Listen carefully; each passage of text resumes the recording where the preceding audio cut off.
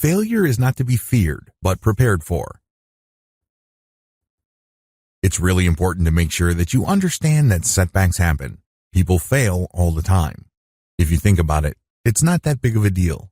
It may seem like a crushing setback. It might even appear like some sort of humiliation.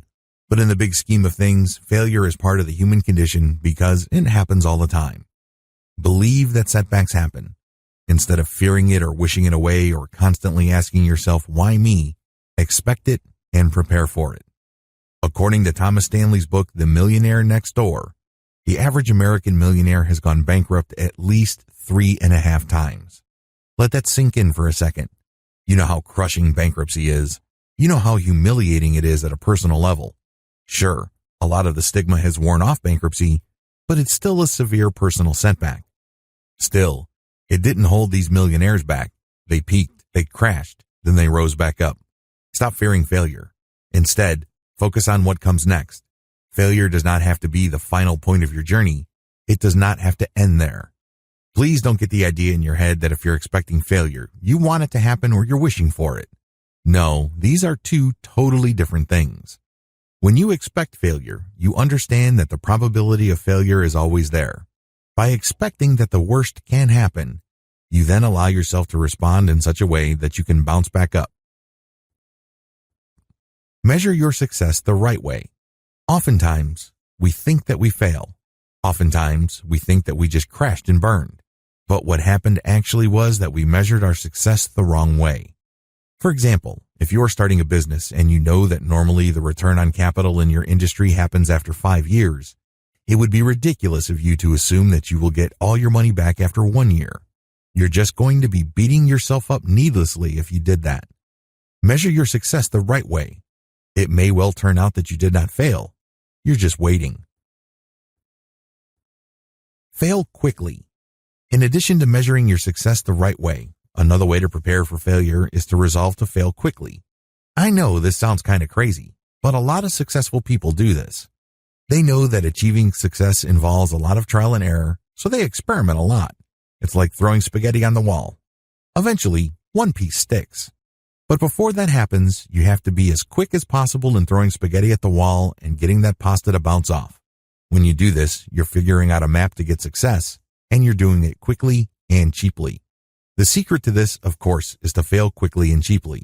It must not leave any scars. It must not bankrupt you. Learn to let go emotionally. Do not let your setbacks define you. This is the number one reason why a lot of people fail.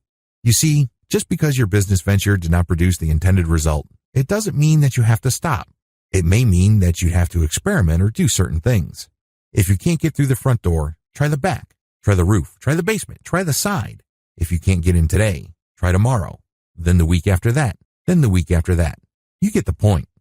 But if you somehow think that this is the end of the world and this means that you are just a loser, you have allowed this setback to define you. It burns emotionally. It's very hard to move on. So when the next opportunity presents itself, you hesitate or you simply ignore it. Learn to let go of setbacks emotionally. They don't have to define you. They don't necessarily mean that you are a screw-up and can't ever get it together. Document everything.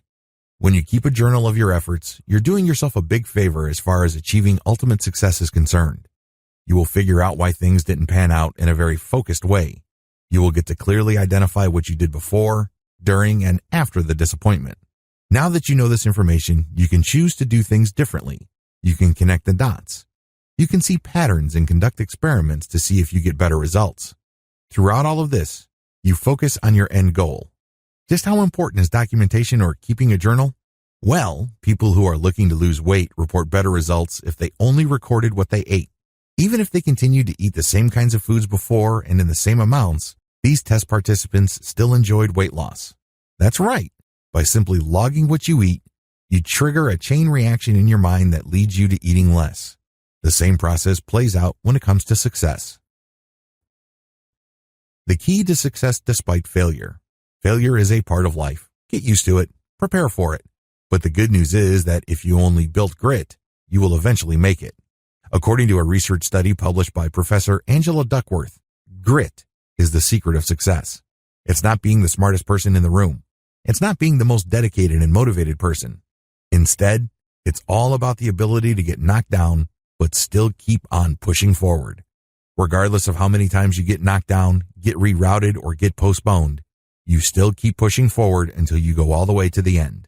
Grit is a choice. This is the ultimate coping mechanism to setback.